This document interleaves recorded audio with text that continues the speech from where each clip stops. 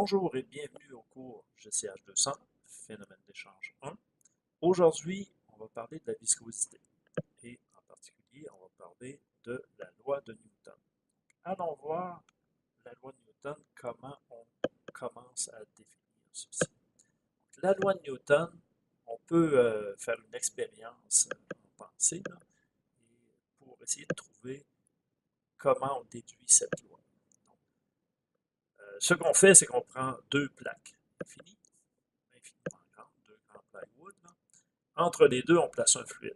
Et au temps t est égal à 0, ici, on accélère la plaque inférieure dans la direction x. Qu'est-ce qui va se passer?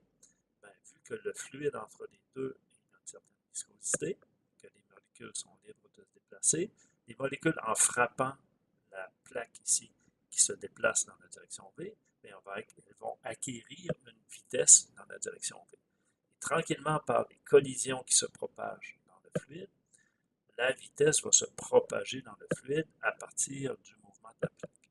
À la fin, on va se retrouver avec un profil de vitesse qui va ressembler à ça parce que la plaque inférieure, elle va à la vitesse v, et la plaque supérieure, elle est maintenue à la vitesse v est égale à 0. Et là, tout de suite, on trouve deux caractéristiques de ce qui se passe dans les fluides, en mécanique des fluides. Les molécules de fluide qui viennent en contact avec une paroi acquièrent la vitesse de cette paroi. Donc, les molécules de fluide qui sont en contact avec la plaque qui va à la vitesse v vont à la vitesse v. On appelle ça la condition de non-glissement. Donc, les molécules immédiatement à côté de la plaque vont à la vitesse v, et ici, immédiatement à côté de la plaque qui est immobile, qui vont à la vitesse v est égale à 0, vont à la vitesse v est égale à 0. Ça a l'air idiot de dire ça, là, ça a l'air bête, mais c'est vraiment une condition importante à connaître. Donc, si on fait, après ça, si on regarde le déplacement de la quantité de mouvement, donc, au début, le fluide est immobile en haut. Après ça, il se déplace ici. Le fluide se déplace. Donc, il y a eu une force qui s'est transmise. Et cette force-là, elle se transmet continuellement parce que vous imaginez bien qu'il faut continuellement maintenir une force sur la plaque inférieure pour transporter le fluide. On n'a pas le choix parce qu'il y a une friction qui s'exerce.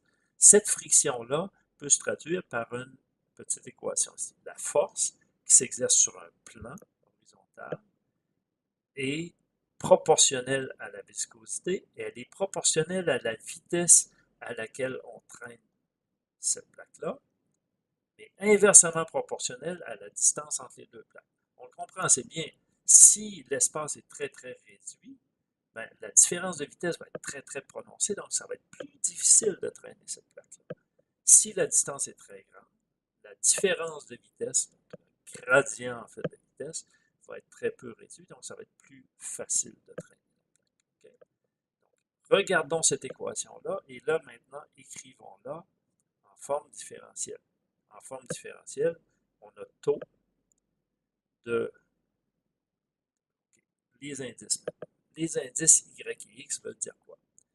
Taux, c'est ici la force de cisaillement par unité de surface. Donc, on appelle ça un taux TAUX de cisaillement. Le taux de cisaillement, il est dans la direction Y. Okay? Vous avez vu que verticalement, c'était la direction Y.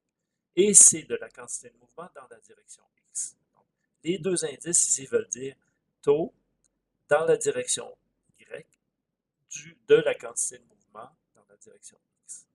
Et on le traduit ici à droite par moins la viscosité multiplié par justement le déplacement dans la direction X, Vx, dans la direction Y. Vous voyez, les deux indices ici, X et Y, se retrouvent ici.